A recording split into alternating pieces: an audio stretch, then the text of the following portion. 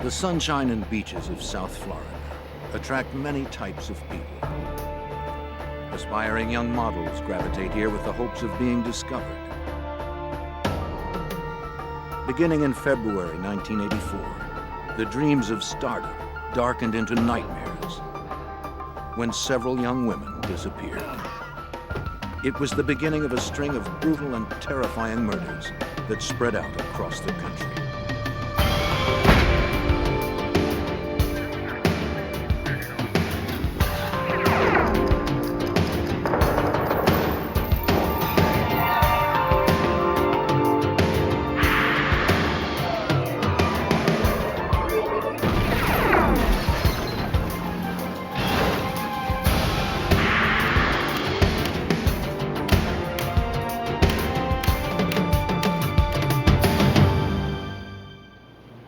It's a model's job to rivet the public's attention.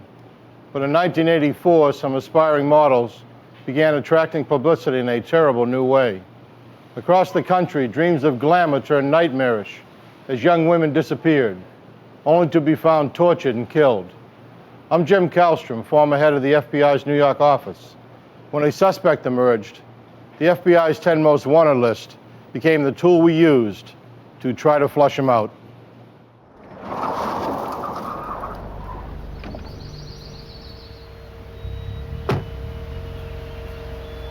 The promising life of Beth Kenyon came to a violent end on March 5th, 1984.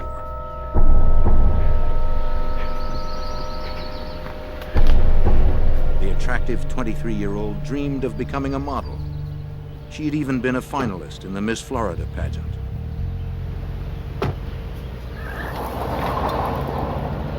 But all her hopes were cut short this Monday afternoon.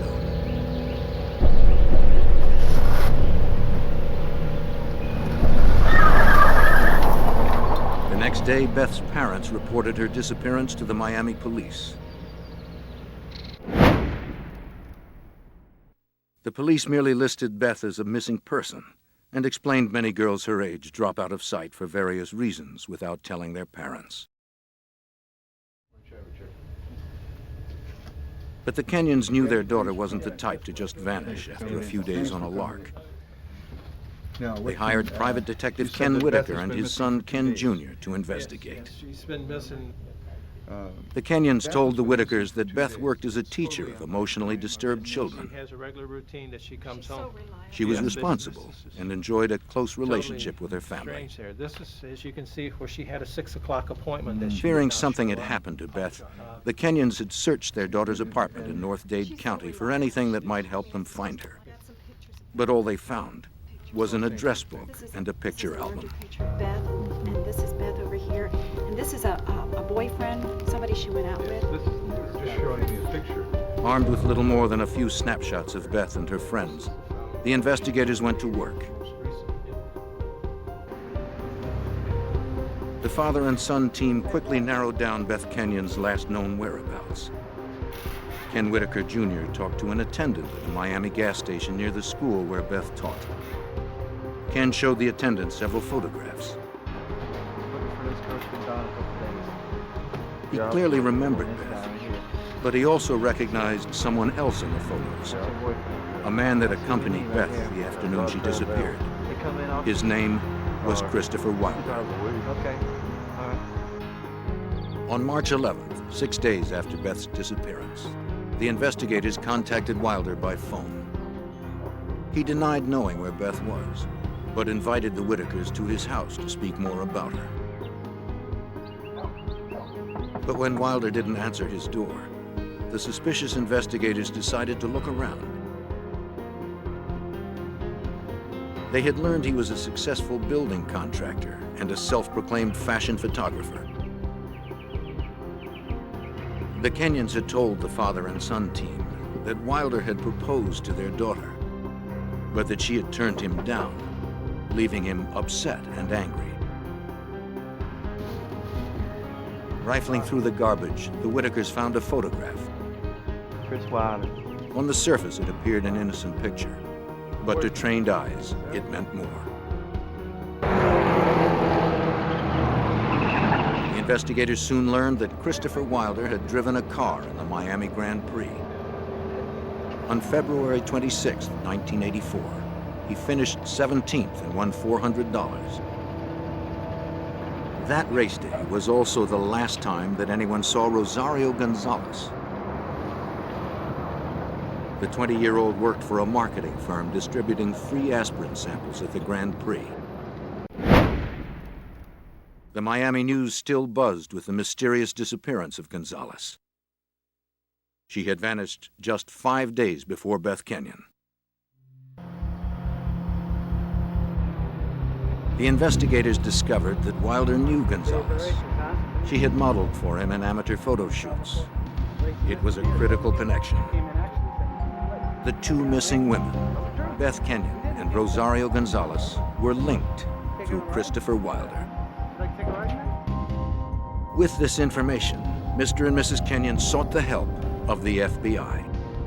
Special Agent John Hanlon of the FBI's Violent Crimes Unit in Miami remembers the meeting.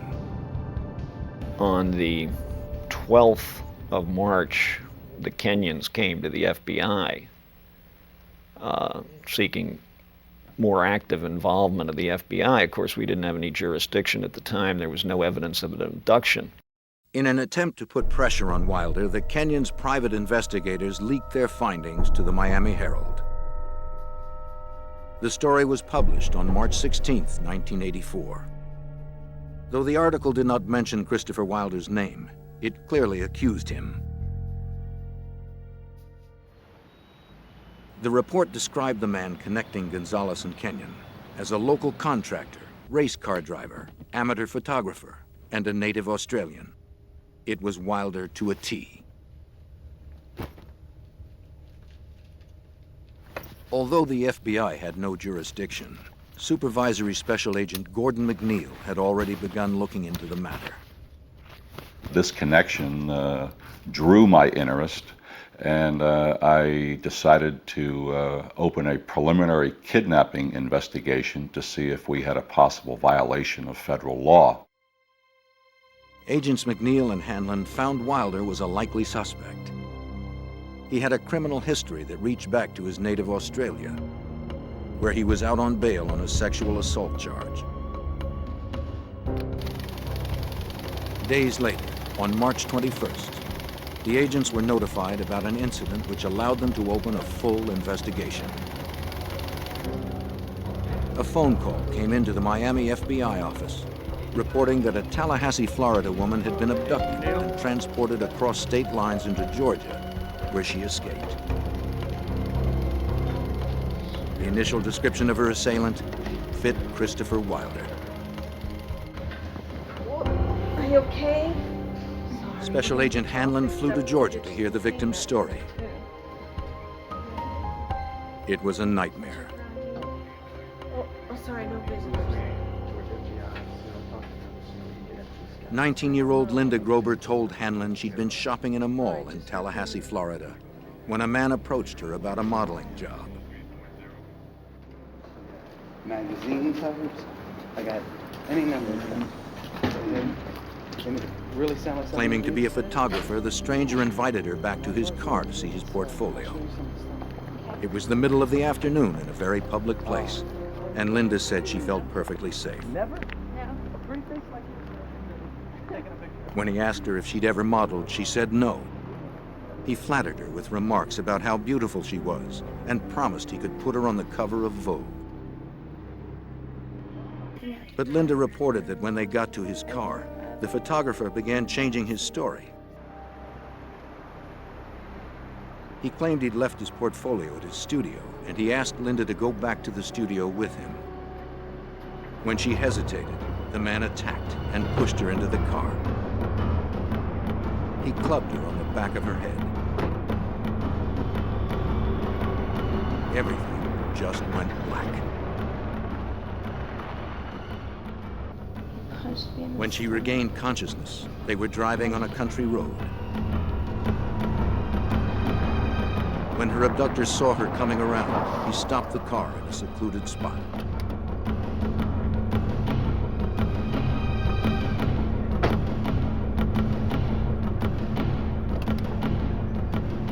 He dragged Linda from the car, telling her that if she tried to escape, he would kill her.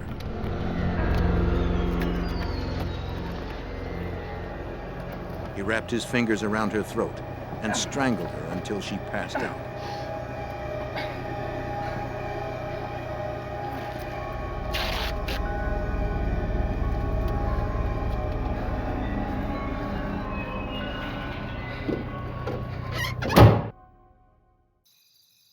The next time she woke up, she was wrapped in a sleeping bag, lying on a bed in a cheap motel room.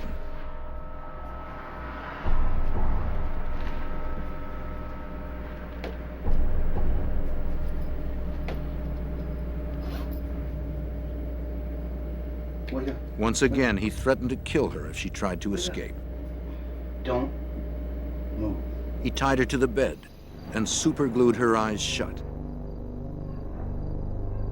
For the next several hours, the kidnapper repeatedly raped, beat, and tortured Linda Grober. When she disobeyed his commands, he shocked her with an extension cord he had fashioned into an electrocution device.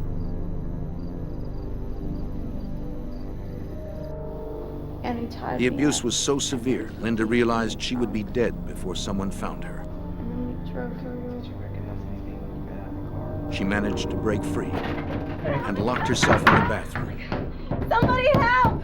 Help! She pounded on the walls and screamed for help. Help me!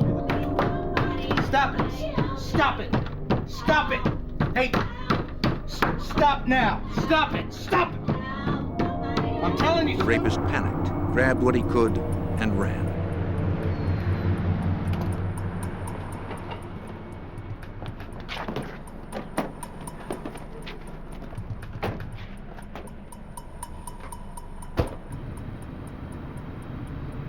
Agent Hanlon showed Grober a series of photos and asked if she could identify her assailant.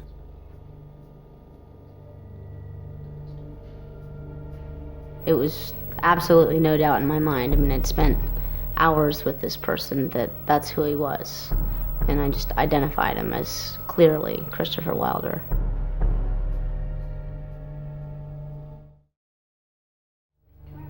Now 35, a PhD candidate and a single mom, Linda Grober's fierce determination saved her life. It also made her a strong witness, ready to risk everything for her abuser's arrest.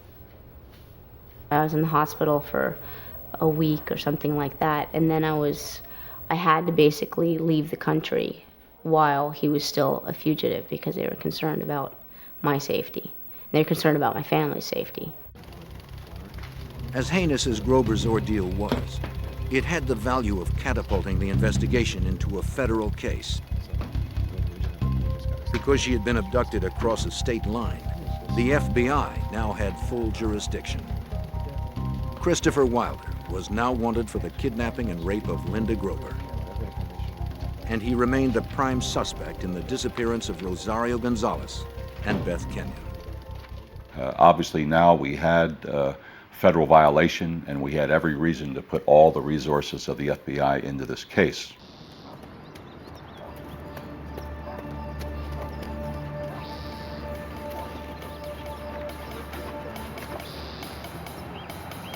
Not knowing exactly where to find Wilder, a team of agents descended upon his house in full force. Kicking in the door, they poured in, ready to arrest the suspect.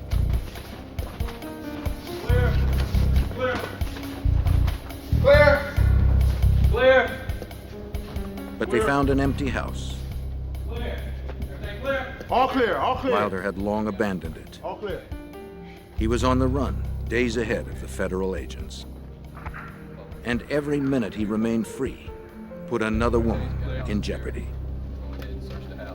The desperate chase had begun. March 1984. FBI agents conducted a meticulous search of the abandoned home belonging to Christopher Wilder. 2 women were missing and presumed dead at his hands. A third had barely escaped with her life after her kidnapping and rape. The agents needed something to clue them in to their suspect's present whereabouts. You like to decorate it, huh? What happened to this maid? But before he left, Wilder had prepared his home for any investigator. The place had been manicured. There were basically no fingerprints left in Wilder's house. You're always going to find fingerprints inside a residence. It looked like everything had been totally cleaned. FBI and local authorities canvassed Miami and West Palm Beach. But no one reported having seen or heard from Wilder since he left Linda Grober in a Georgia motel. The FBI alerted police to keep an eye out for Wilder's car. They asked banks and credit card companies to monitor any transactions he might make. But informational systems in 1984 moved slowly. The leads trickled in and were usually too late for a quick response.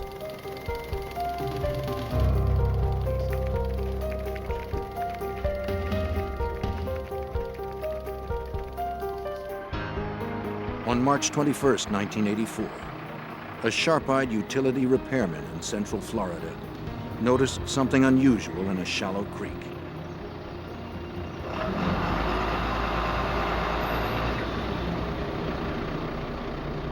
It was the barely recognizable body of a young woman. She was later identified as 21-year-old Teresa Ferguson. Witnesses last saw her 3 days earlier, leaving a shopping mall with a man fitting Wilder's description. The autopsy showed she'd been beaten with a tire iron and strangled to death.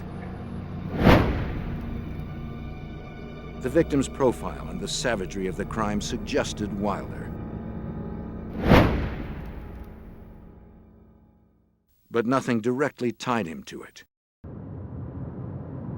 If it was the Australian contractor, the FBI agents knew they had a serial killer on the loose. One that had to be stopped before he murdered again. Agents continued to follow the suspect's trail. An automatic security camera photographed Wilder at a bank in Tampa. The bank records showed that he had emptied his accounts of more than $19,000. It was an ominous break. Their prey now had the money to travel far and wide.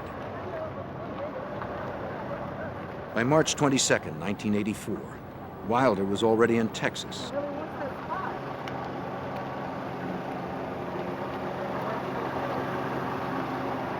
Witnesses saw him approach 23-year-old Terry Walden in the parking lot of Lamar University in Beaumont, Texas. Walden was a wife, mother of two, and a nursing student. Yes, I'm a photographer. My job is to make. Wilder asked her if she'd like to do some modeling. Make a lot of extra money. You sure you don't want to keep the card and think about it? But Wilder couldn't seduce Walden with his pitch. Okay. She politely declined.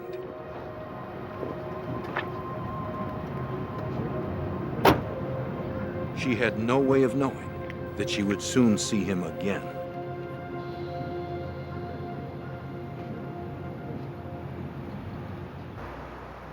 While the FBI began its national hunt, witnesses later told investigators that Wilder had stayed in Beaumont, Texas another day. This time he went back to familiar territory to stalk his next victim. They have this one since $7.99 or $9.99. He visited the local mall, shopping for a young woman to deceive with dreams of glamour. You're taking some fashion photography? No, listen. You don't have to run. I'm legit. It's okay. But no one succumbed to his bogus promises. No, sorry. That's fine. That's fine. After getting brushed off several times, he spotted a familiar face. It was Terry Walden. Hey, hi. She had come to run errands after dropping her 4-year-old daughter off at daycare. Are you interested now? Will you take the card and just consider? Terry again turned Wilder down. No. I'm sure you could. But this time, he wouldn't take no for an answer. As she left the mall, Wilder followed her out to her car. In broad daylight, in the middle of a crowded mall parking lot, Wilder attacked Walden. He knocked her unconscious and pushed her into her Mercury Cougar.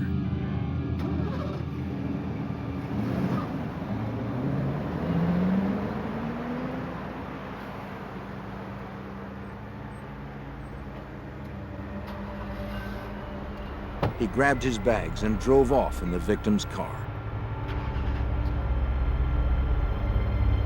Walden's husband reported her missing later that afternoon when she failed to pick up her daughter at daycare. But by then, it was too late.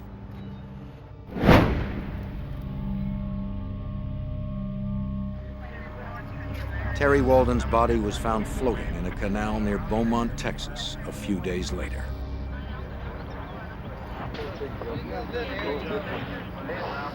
The police recovered Wilder's Chrysler a few miles away. Some fiber and some hair in here. Let's get a couple pictures of this, Jim, before we take the stuff out. An FBI forensic search of the car uncovered hair and fibers matching Teresa Ferguson, the young woman discovered by the repairman 5 days before.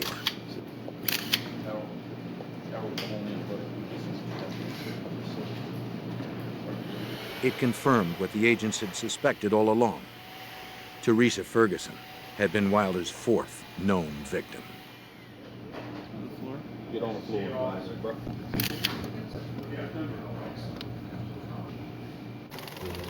McNeil and Hanlon estimated that the killer was still at least 2 days ahead of them. Out of the Miami office, they broadcast a national all-points bulletin for Terry Walden's stolen car. Every state police agency along the way, every state trooper who was out on that highway knew the car we were looking for. And unfortunately, it's amazing sometimes you say, okay, well, he's in a purple car. We say, how many purple cars are out there? Well, it's amazing how many purple cars are out there when you're looking for purple cars. And that was the problem. We never knew at the time what license plate he was using on that particular vehicle. FBI teletypes clattered endlessly. Every field office in the country received page after page describing Wilder's physical appearance, his victim profiles, where he had last been identified, and where he was thought to be heading. The technology of 1984, however, could not keep up with the pace of his flight.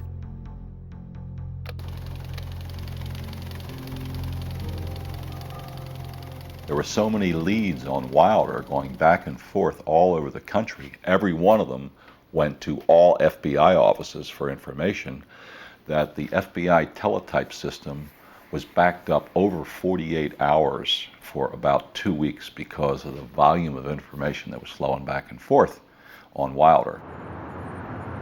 That left the Bureau with only one certain way to track Wilder. They had to follow the grisly trail of corpses he discarded as he ran. The next victim was 21-year-old Suzanne Logan. She was last seen shopping at a mall near Oklahoma City. A fisherman stumbled upon her body 2 days after she disappeared. The location of her disappearance and the manner in which she died all suggested one thing. She had died at the hands of Christopher Wilder. In this particular case, we had an individual who was kidnapping, raping, torturing, and murdering a woman about every day and a half. So there was intense pressure, as there should be. Slow technology and a fast fugitive hampered the FBI. But on March 28th, they got the break they had hoped for. Wilder checked into a motel in Rifle, Colorado, using a stolen Visa card. The FBI knew he had the card and was using it, but they had not been able to trace it until Rifle. In those days, 1984, they didn't have the instant validation of your credit card when you walk into a hotel.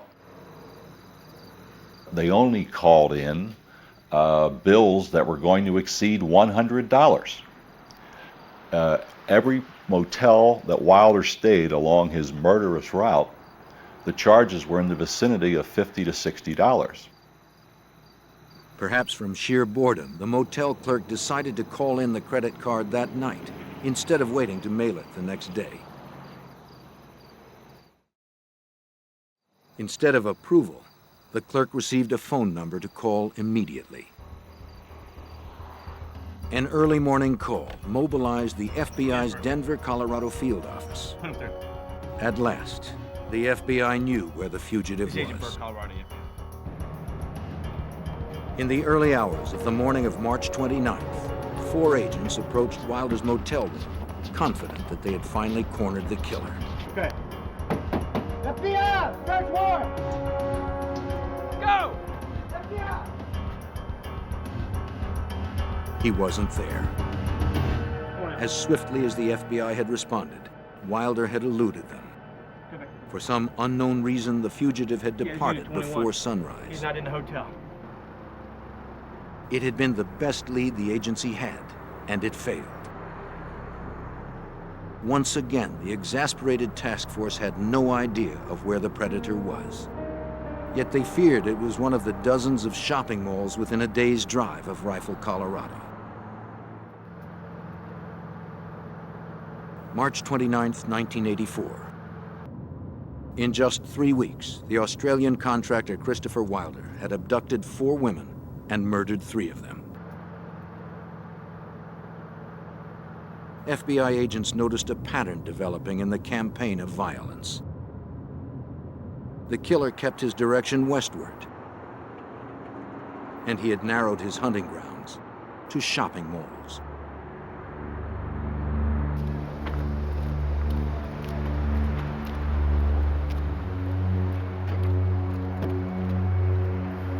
"18-year-old Cheryl Bonaventura was last seen at the Mesa Shopping Mall in Grand Junction, Colorado.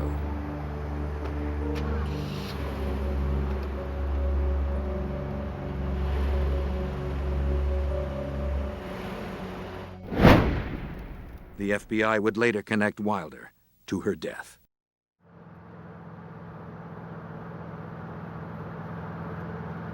You had a man that you knew was on the prowl. You had a man who you knew as each day goes by that some poor soul in deathly fear of her life was dying in an extremely extremely painful way. To get the word out, the FBI cast a wide net. Across the country, agents notified security officers and mall managers about the danger, telling them to be on the lookout for the Australian. Investigators supplied malls with photos and flyers that were posted to alert shoppers. Despite the FBI warnings, a teen magazine held a cover girl competition at the Meadows Mall in Las Vegas.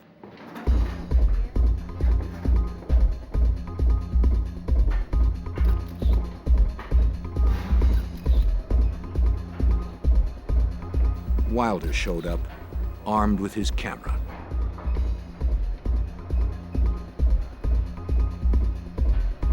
He chatted with several of the teams during the event, but eventually zeroed in on Michelle Korfman. The 17-year-old had driven up the 25 miles from her family's Boulder City, Nevada home. Nervous about participating in her first model search, she had asked her friends and family to let her go alone. After a few minutes' conversation with Wilder, Korfman changed her clothes and left the mall with him. Yeah, sure, I do. That's great. It was April 1st. As soon as Vegas authorities alerted the FBI that a local girl had disappeared at a mall, agents responded. They asked for all pictures that anyone had taken of the fashion show. One photographer immediately delivered 5 rolls of film. And when they printed those photographs, there was the Korfman girl on stage in a modeling type pose, and who's directly beyond her, about 20 feet away, looking at her with what I call the look of a homicidal maniac, none other than Christopher Wilder.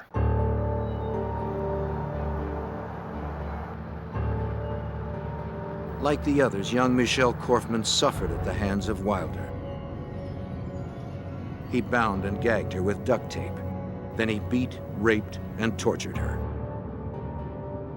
and you will see incisions in the body. They may only be 1 inch to 1.5 inches long, and they're not deep. They're done just enough to make it bleed. They were only meant to torture, not to kill, until he finally actually killed the victims. He was a brutal sexual sadist. Prowling shopping centers and other areas. On April 5th, 4 days after the Michelle Korfman disappearance, the FBI held a press conference. They announced the placement of Christopher Wilder on its famed 10 Most Wanted Fugitives list. 10 Most Wanted. For 50 years, the list has helped generate the publicity needed to catch violent fugitives. Hey, Val. Special Agent Tron Brecky serves as national spokesman for the FBI. Okay, thank you. The criteria for the top 10 was met with Wilder. He was a menace to society. He was extremely dangerous, a violent individual on whom charges were outstanding, and he had fled the area where we thought that he might be. Therefore, it was very important for us to get the message out to the American public and to the media that he could be anywhere in the United States.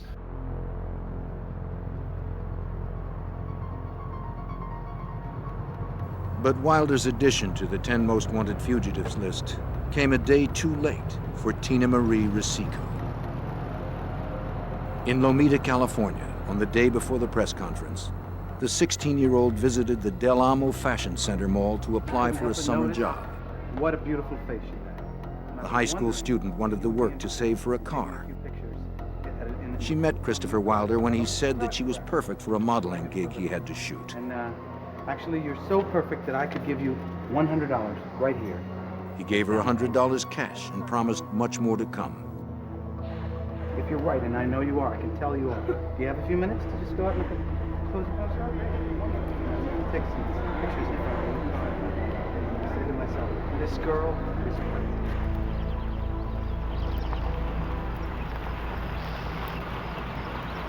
Wilder drove Tina Marie to a nearby park.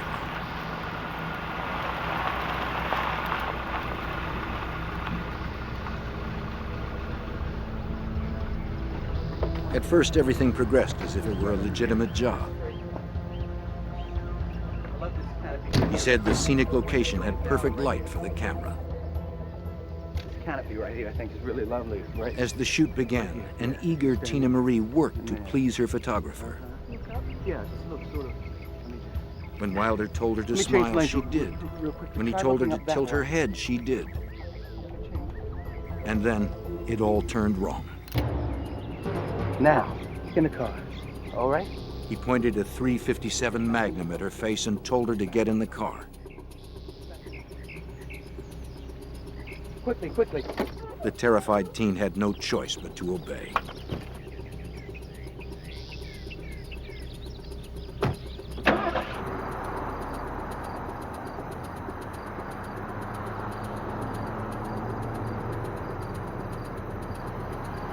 Wilder brought Tina Marie Rosico to a motel in San Diego.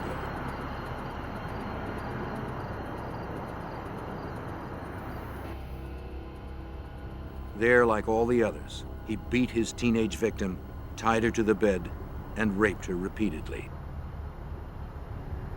Wilder cut her with his knife and electrocuted her using wires he would tie to different parts of her body. The brutality perplexed Agent Hanlon. You say to yourself, why would anybody want to do that to anybody? To scare them so bad, to brutalize them so bad, to torture them with an electrical cord, and then kill them like a piece of trash. And that person knows they're going to be killed. I mean, up until some point, the great realization comes over that individual, I'm not going to survive this. My life's over. And these are young women. He identifies himself as a professional photographer, commenting on a young woman's appearance and attempts to persuade her to accompany him from the area. Just as Tina's life was about to end, a special news bulletin captured Wilder's attention. Dangerous, and this approach may lead to his apprehension. Christopher Bernard Wilder has been placed on the FBI's 10 Most Wanted list. It was the FBI press conference. Wilder watched in horror as his picture was plastered on television sets across the nation. The federal agents proclaimed him the most wanted fugitive in America. They held him responsible for the disappearances of 6 young women. They didn't know about the 7th victim in the hotel room with him. We gotta move, come on. Wilder panicked. He grabbed Tina Marie and hit the road. Come on, we gotta move.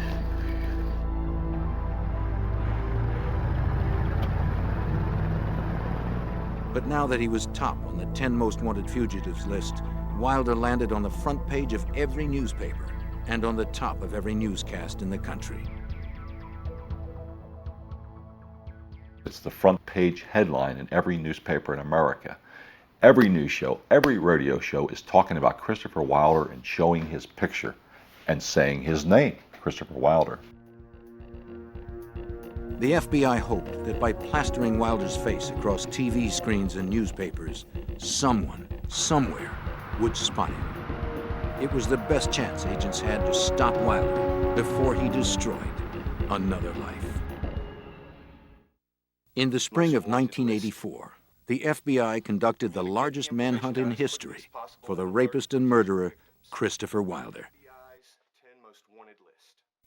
They knew of at least 6 victims. They suspected there were many more. Wilder had squeezed through the FBI net in Nevada as he headed back east. With him was a 16-year-old hostage named Tina Marie Rosico. On April 10, 1984, outside a shopping mall in Gary, Indiana, Christopher Wilder told Rosico that he would let her go on one condition. She had to help him catch his next victim. For 6 days, the adolescent had been raped, beaten, and terrorized. She was ready to do whatever he asked. Wilder noticed Dawnette Wilt ducking into several shops. He figured she was job hunting in the mall.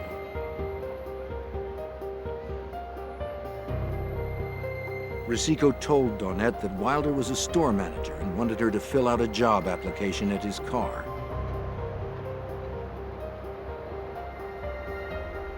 When they reached his car, Wilder drew his pistol and forced Dawnette to get in. Sweetheart, why don't you just come with us? Get the car. Get in.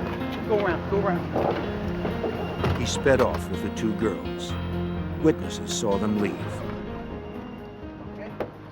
A young woman, very attractive, as were all of Wilder's victims, had been taken from was seen leaving with an individual who they believed to be Christopher Wilder from a mall in the Indianapolis area.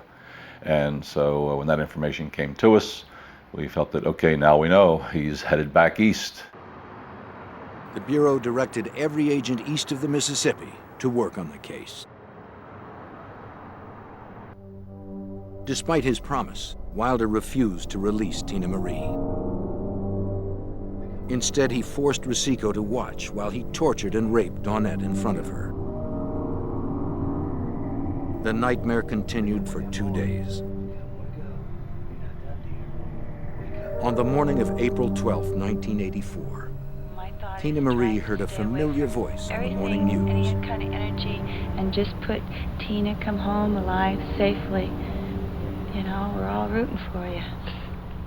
The word that we've got on national television, Tina Marie's mother begged the kidnapper not to hurt her daughter. Your daughter, and that there is every indication that your daughter is still alive. And Wilder flew into another panic. He packed up his hostages and left. Get her dressed and you get dressed. Now. Wilder complained that it was only a matter of time before the FBI caught up with him.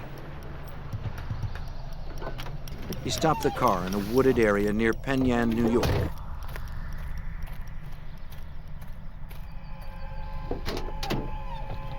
He ordered Rosico not to move. Dawnette was drugged with sleeping pills, yet he forced her to march into the forest.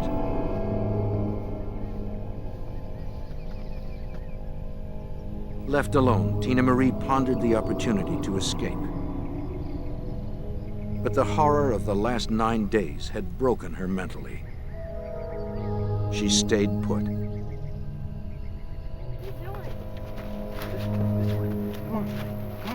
Walking through the woods, Dawnette Wilt slowly woke up to the realization that Wilder was going to kill her.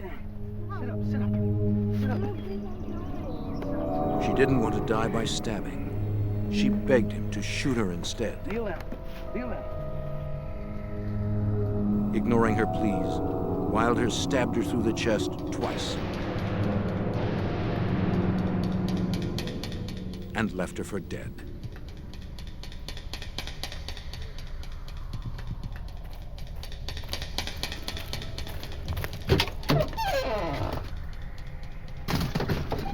Okay, here we go.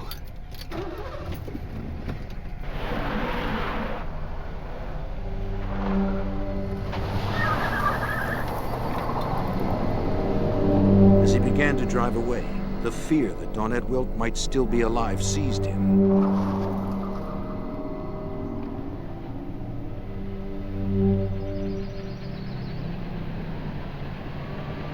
He returned to the scene to properly dispose of Dawnette.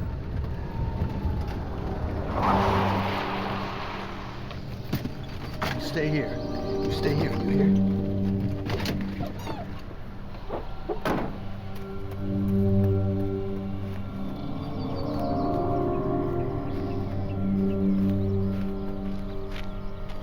When he got there, he could scarcely believe what he saw.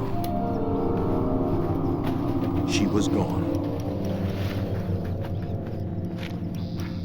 Incredibly, Dawnette Wilt had survived. Stabbed twice, bleeding profusely, drugged and beaten, she had managed to pull herself up and escape to a road where a passing motorist rescued her. Thanks to Wilt's testimony, the FBI now pinned Wilder in the Northeast, still driving the Mercury Cougar he had stolen from Terry Walden. But for how long? After he went back and found out that she was no longer there, he realized obviously that he had to do something with this vehicle. He needed a new vehicle. And he got into western New York State. Once again, he headed for the nearest mall.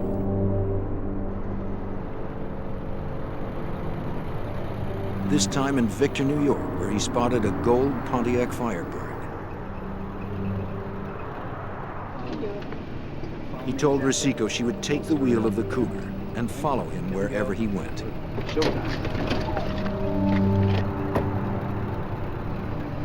He carjacked 33-year-old Beth Dodge. At gunpoint, Wilder forced her into the back seat of her Firebird.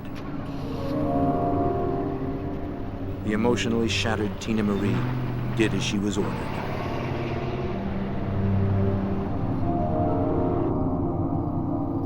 Wilder drove for a half an hour to a secluded area.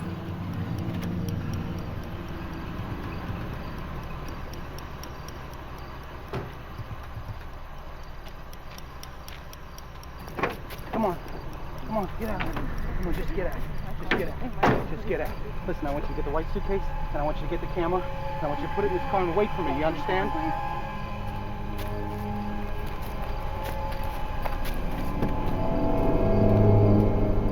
He forced Beth Dodge into the woods.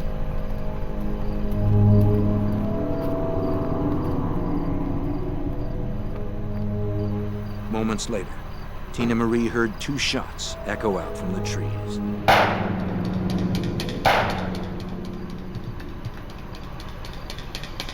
There had been no rape, no torture this time.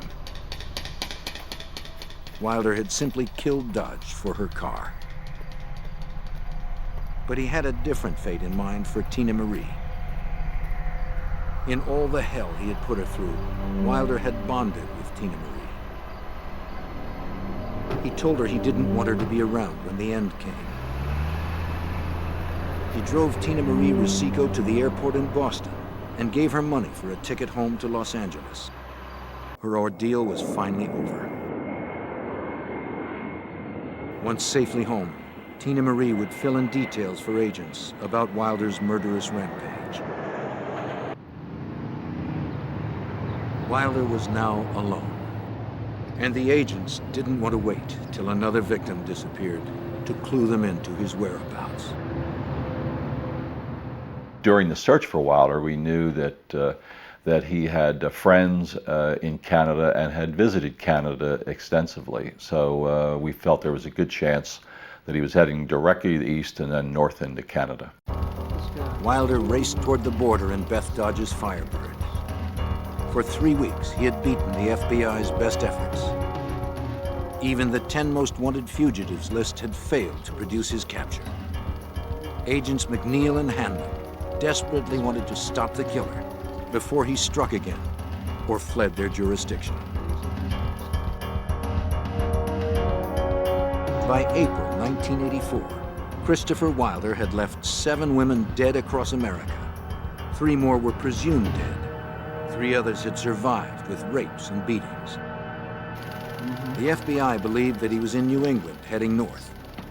Federal agents concentrated their resources in the northeastern states before he could escape across the Canadian border. I mean, the FBI had agents out circularizing in the wanted poster out and that kind of thing, but the best thing you have going for you are the hundreds of police officers up in that area who are many more eyes and ears than FBI agents available in New England. On Friday, April 13th, 1984, Wilder stopped for gas in the tiny town of Colebrook, New Hampshire, about a dozen miles from the Canadian border. While he filled the tank, he casually asked an attendant about the paperwork that might be needed to cross the border. 2 state troopers, Wayne Fortier and Leo Jellison, spotted Beth Dodge's car.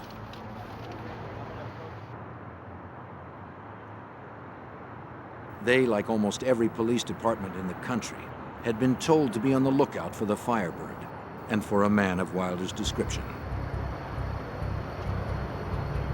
Jellison asked Wilder if he could speak with him.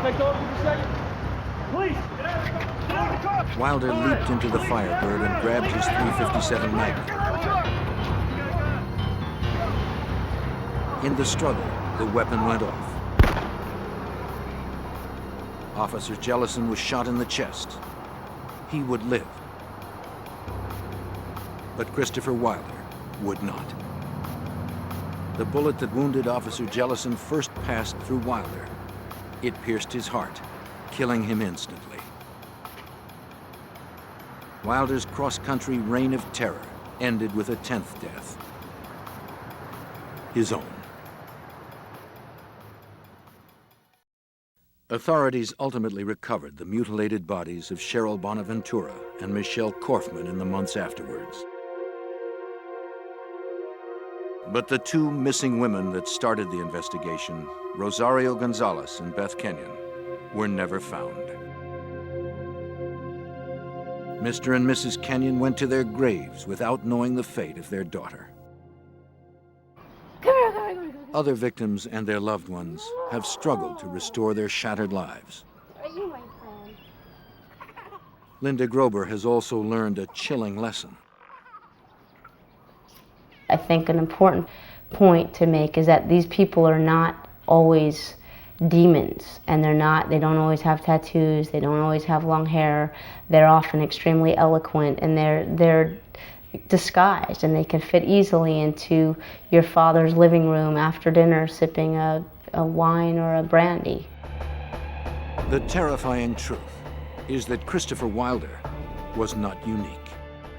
He made the Most Wanted Fugitives list, but there are dozens of killers like him each year that never reach national attention. They trawl our shopping centers, our schools, and our churches, searching for victims. Vivid dreams of easy fame and fortune can quickly darken. Only through public awareness, tireless vigilance, and the resourcefulness of the FBI can we hope to keep these predators at bay.